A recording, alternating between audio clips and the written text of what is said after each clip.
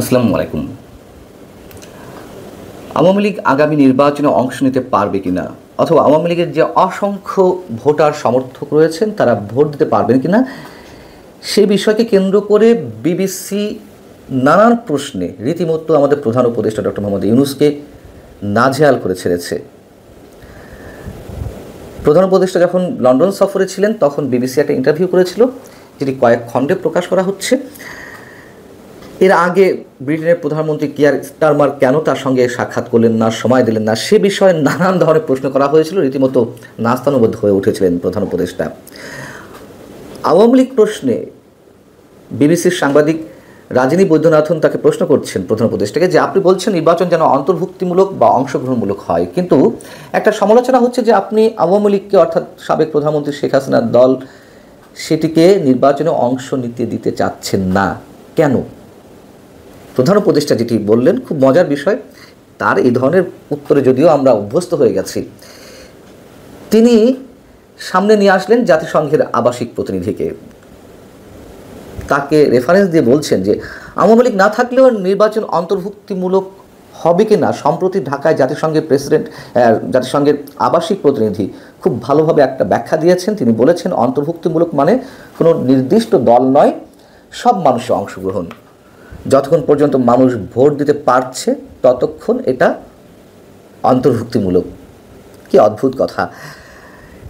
যে জাতিসংঘ এর আগে আগস্ট হত্যাকাণ্ড নিয়ে যে রিপোর্টটি দিয়েছিল, সেই রিপোর্টের কনক্লুশনে স্পষ্টভাবে বলেছে যে তারা সব কিছু বিচার চায়, কিন্তু রাজনৈতিক দল হিসেবে বা কোনো রাজনৈতিক সংগঠনকে নিষিদ্ধ করা হোক এটি তারা কোনোভাবেই চায় না। এমনকি জাতিসংঘের মানবাধিকার বিষয়ক হাই কমিশনের চেয়ারম্যান ভলতার তুর্ক সংস্থার 59তম অধিবেশনে এ মন্তব্য আবারও করলেন যে কোনো রাজনৈতিক দলকে নিষিদ্ধ করা মানে স্বাধীন মত প্রকাশকে সংকুচিত করা। বাংলাদেশের উদ্দেশ্যে স্পষ্ট করে বললেন। সেখানে তিনি জাতিসংঘের আবাসিক প্রতিনিধির এই বক্তব্য সামনে নিয়ে আসলেন। জাতিসংঘ ক্ষেত্র বিশেষ এখন কেন নির্বাচন চায় না, কেন অন্তর্ভুক্তিমূলক বা অংশগ্রহণমূলক নির্বাচনের ব্যাখ্যা এভাবে দিচ্ছে, সেটা আমরা বুঝি। এখন শেখ হাসিনাও তো এর আগে তিনি যখন ক্ষমতায় ছিলেন, বিএনপি নির্বাচনে আসুক বা না আসুক, বা বিএনপি নির্বাচনে না এলে নির্বাচনে অংশগ্রহণমূলক হবে কিনা, সেই প্রশ্নগুলোর উত্তরে তিনি তো এই ধরনের উত্তর দিতেন। এর আগেও বলেছি যে নির্বাচনে কোন দল এলো না এলো সেটি দেখার বিষয় নয়, জনগণ ভোট দিতে পারছে কিনা সেটাই বিষয়। তাহলে তো শেখ হাসিনা ঠিক ছিলেন, তাই না? তাহলে শেখ হাসিনার বিরুদ্ধে কেন আমরা এত সমালোচনা করি? যেই 3টি নির্বাচন বিতর্কের সঙ্গে অনুষ্ঠিত হয়েছে, সেই নির্বাচন পরিচালনার সঙ্গে যারা জড়িত ছিলেন, কেন তাদেরকে এখন বিচারের মুখোমুখি করা হচ্ছে, কেন তাদেরকে আটক করা হচ্ছে, কেন তাদের বিরুদ্ধে শাস্তিমূলক ব্যবস্থা নেওয়া হচ্ছে? এই যে পরস্পর বিরোধী বক্তব্য ডক্টর মোহাম্মদ ইউনূসের বা ডক্টর ইউনূস সরকারের, এটি এখন সারা বিশ্বে ওপেন হয়ে যাচ্ছে। সারা বিশ্বের কাছে এই বিষয়টি এখন খোলাসা হয়ে যাচ্ছে যে তিনি কতটা দ্রুত রং বদলান, কতটা দ্রুত তিনি নিজের বক্তব্যের বিপরীতে গিয়ে নতুন নতুন বক্তব্য দেন। এরপরে রাজিনী বৈদ্যনাথন প্রশ্ন করছেন, দেশে অনেক মানুষ এখনো আওয়ামী লীগকে সমর্থন করে, তো তার প্রশ্নের পরিপ্রেক্ষিতে আবার দ্রুত খুব ডক্টর মোহাম্মদ ইউনূস বলছেন যে তাদের সিদ্ধান্ত দিন যে তারা ভোট দিতে চায় কিনা। কি হাস্যকর কথা!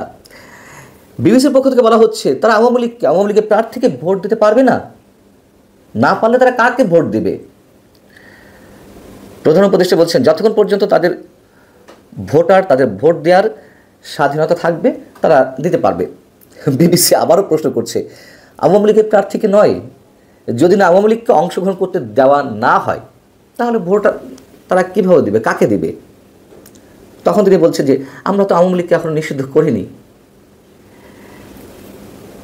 আবারও বিবিসি কতটা নাস্তানুবোধ করছে, কতটা আটকে ফেলছে বিভিন্ন প্রশ্ন, ঠিক মতো অ্যান্সার করতে পারছেন না আমাদের প্রধান উপদেষ্টা। বিবিসি বলছে যে তাহলে আপনি বলছেন তারা আগামী নির্বাচনে অংশ নিতে পারবে? যদি ভোট দিতেই পারে তার মানে তো আওয়ামী লীগ নির্বাচনে অংশ নিতে পারবে। তখন আবার অধ্যাপক ইউনূস বলছেন একটা জিনিস পরিষ্কার করি, আওয়ামী লীগকে নিষিদ্ধ করা হয়নি, তাদের কার্যক্রম সাময়িকভাবে নিষিদ্ধ করা হয়েছে, যার মধ্যে নির্বাচনও পড়ে। আমরা আওয়ামী লীগকে নিষিদ্ধ করিনি, রাজনৈতিক কার্যক্রম নিষিদ্ধ করা হয়েছে, অতএব কার্যক্রম যেহেতু নিষিদ্ধ থাকবে, নির্বাচনেও তারা কন্টেস্ট করতে পারবে না। এই কথা বলার পরে আবার তিনি নিজের বক্তব্য উল্টে কার কাঁধে দায় চাপাচ্ছেন? নির্বাচন কমিশনের উপরে। তিনি বলছেন আবার এটা সাময়িক তাদের রাজনৈতিক কার্যক্রম নিষিদ্ধ করা হয়েছে, তবে নির্বাচনে তারা থাকবে কিনা সেটা নির্বাচন কমিশনের সিদ্ধান্তের উপর নির্ভর করছে। আমাদের কোনো মন্তব্য নেই, যা বলার বিবিসি বলে দিচ্ছে। মানে প্রশ্নের পর প্রশ্ন করে তারা নিজেরাও জানে যে বাংলাদেশের সরকারি নির্বাহী প্রধান বা প্রধান উপদেষ্টা তার নিজের কাছেও এই ধরনের কোনো সদুত্তর নেই। তিনি যে স্লিপ করে যাচ্ছিলেন, তিনি যে অ্যাভয়েড করছেন, তিনি যে কোনো রকমের শাক দিয়ে মাছ ঢাকার মতো অবস্থার সৃষ্টি করছেন, বিবিসি সেই সুযোগটি দেয়নি।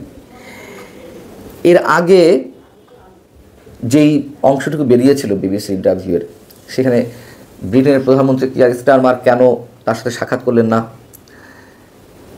কিয়ার স্টারমারের দল লেবার পার্টির এমপি টিউলিপ সিদ্দিকী যে তার সঙ্গে দেখা করতে চেয়েছিলেন, কেন তিনি দেখা করলেন না, অনেক বিষয়ে প্রশ্ন করা হয়েছিল। তিনি সেখানেও জুৎসই কোনো জবাব দিতে পারেনি।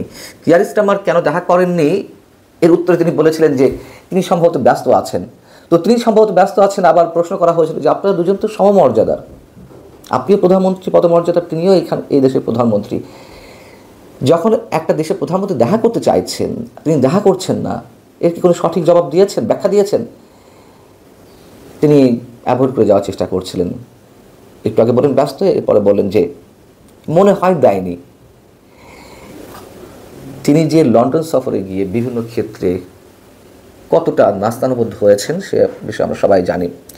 আবার সেখানে অবস্থা করাকালীন সময়ে আর এক আন্তর্জাতিক গণমাধ্যম স্কাই নিউজ তার একটি ইন্টারভিউ নিয়েছিল। সেখানে তিনি মন্তব্য করেছিলেন যে I am the guy who is bringing people together, মানে তিনি পুরো জাতিকে ঐক্যবদ্ধ করছেন। কতটা ঐক্যবদ্ধ করছেন সে তো আমরা জানি, পুরো জাতিকে বিভক্ত করে ফেলছেন, ভয়ঙ্করভাবে ঘৃণার বিষ বাষ্প ছড়াচ্ছেন, রীতিমতো প্রতিহিংসার রাজনীতি তিনি শুরু করেছেন।